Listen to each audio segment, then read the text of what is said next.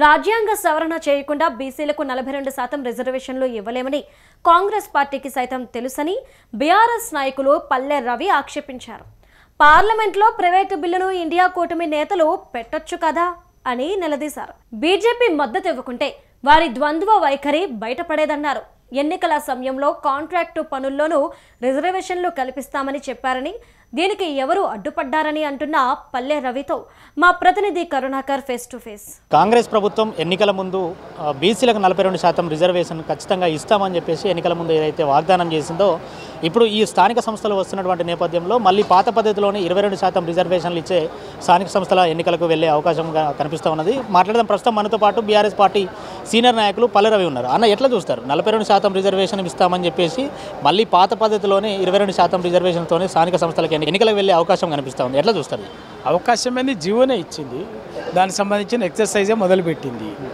కాంగ్రెస్ పార్టీకి చాలా స్పష్టంగా తెలుసు, 42% రిజర్వేషన్లు స్థానిక సంస్థల్లో బీసీలకు ఇవ్వటము అనేది రాజ్యాంగ సవరణ చేయకుండా, పార్లమెంట్లో రాజ్యాంగ సవరణ చేయకుండా, రాజ్యాంగ సవరణ చేసి 9వ షెడ్యూల్లో చేర్చకుండా సాధ్యం కాదు అన్న విషయం తెలిసి కూడా తెలంగాణ అధికారం కోసం తెలంగాణలో బీసీలని వంచన చేసింది, మోసం చేసింది.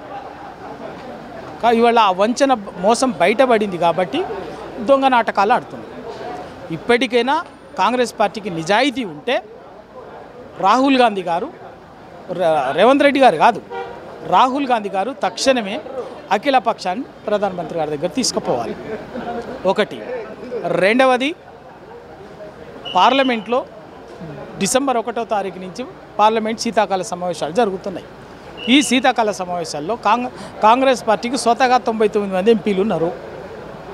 ఆ కాంగ్రెస్ పార్టీ నాయకత్వం వహిస్తున్నటువంటి ఇండియా కూటమికి 240 ఎంపీలు ఉన్నారు. 240 ఎంపీలు ఉంటే బలం సరిపోదా? ప్రైవేట్ మెంబర్ బిల్ పెట్టచ్చు, లేకపోతే ఒత్తిడి చేయొచ్చు, పార్లమెంట్లో పోరాటం చేసి కేంద్ర ప్రభుత్వం ఒప్పించి పార్లమెంట్లో దాన్ని చేయొచ్చు. ఒకవేళ మీరు ఆ విధంగా పూనుకుంటే అది సాధ్యం కాలేదనుకోండి, చేయలేదనుకోండి, బీజేపీ మోసం కూడా బయటపడుతుంది కదా.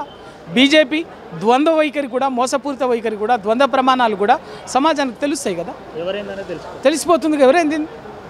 ఆ పని చేయకుండా కాంగ్రెసు బీజేపీ రెండు కూడబలుక్కొని కుట్రపూరితంగానే తెలంగాణ బీసీలని మోసం చేస్తున్నాయి. ఇవాళ మేము చాలా స్పష్టంగా చెప్తున్నాం, బీసీలకి ఎటువంటి పరిస్థితుల్లో కూడా రాజ్యాంగ సవరణ చేయకుండా 42% రిజర్వేషన్లు ఇవ్వటం అనేది సాధ్యం కాదు. అదొకటే పరిష్కారం. ఈ వచ్చే ఎన్నికల్లో కూడా ఖచ్చితంగా బీసీలే ఎక్కువ కాబోతున్నారు. సర్పంచ్ కానీ, ఎంపీటీసీ కానీ, జెడ్పీసీ కానీ బీసీలే ఎక్కువ కాబోతున్నారు అని చెప్పేసి కూడా చెప్తా ఉన్నారు కదా. ఎట్లా? ఇప్పుడు ఒకటి ఏంటంటే, సంఖ్యాపరంగా అవుతారా కాదా అన్నది సమస్య, ఆ విషయం కాదు.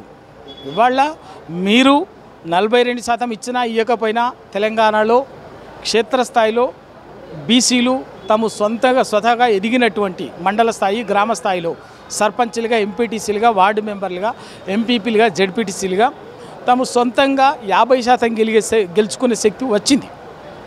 కానీ మీరు కాంగ్రెస్ పార్టీ హామీ ఇచ్చింది కామారెడ్డి డిక్లరేషన్ పేరు మీద. ఏమని? అధికారంలోకి వచ్చిన 6 నెలల్లోనే బీసీలకి స్థానిక సంస్థల్లో 42% రిజర్వేషన్లు కల్పిస్తాం, దానికి రాజ్యాంగబద్ధత కల్పిస్తామని చెప్పారు. ఒకటి. రెండవది, అందరు మర్చిపోతున్నారు, ఒక్క స్థానిక సంస్థల్లోనే 42% రిజర్వేషన్లు కాదు, స్థానిక సంస్థలతో పాటు విద్యా ఉద్యోగ అవకాశాల్లో కూడా బీసీలకి 42% రిజర్వేషన్లని కల్పిస్తామని చెప్పేసి మాట ఆ ఎన్నికల హామీ ఉంది. అది కూడా ఉంది కదా, మరి అది కూడా చేయాలి కదా. అది మరి నువ్వు బీఫామ్ ఇస్తానో లేకపోతే నీకు నేను టికెట్లు ఇస్తానో జరిగేది కాదు కదా. 42% రిజర్వేషన్లు రాజ్యాంగబద్ధంగా కల్పిస్తే తప్ప, 9వ రాజ్యాంగ సవరణ చేసి 9వ షెడ్యూల్లో చేరిస్తే తప్ప బీసీలకి 42% రిజర్వేషన్లు అనేది చట్టబద్ధంగా, రాజ్యాంగబద్ధంగా నిలబడవు. అవి చేయాలి కదా. అదే కాకుండా కామారెడ్డి డిక్లరేషన్ ఇంకేం చెప్పినారు? సివిల్ కాంట్రాక్టర్లో, మెయింటెనెన్స్ కాంట్రాక్టులలో బీసీలకి 42% ఇస్తామని చెప్పింది. దానికి ఏం అడ్డం వచ్చింది? ఏ జీవో లేదు కదా, ఏ వివాదాలు లేవు కదా, ఇవ్వచ్చు కదా. 42% మీరు చెప్పిందే కదా. ఒక ప్రభుత్వం క్యాబినెట్లో ఒక్క నిర్ణయం తీసుకొని జీవో ఇస్తే సరిపోతుంది బీసీలకి. కాంట్రాక్ట్లలో, మెయింటెనెన్స్ కాంట్రాక్ట్లలో, సివిల్ కాంట్రాక్ట్లలో 42% రిజర్వేషన్లు ఇచ్చారు.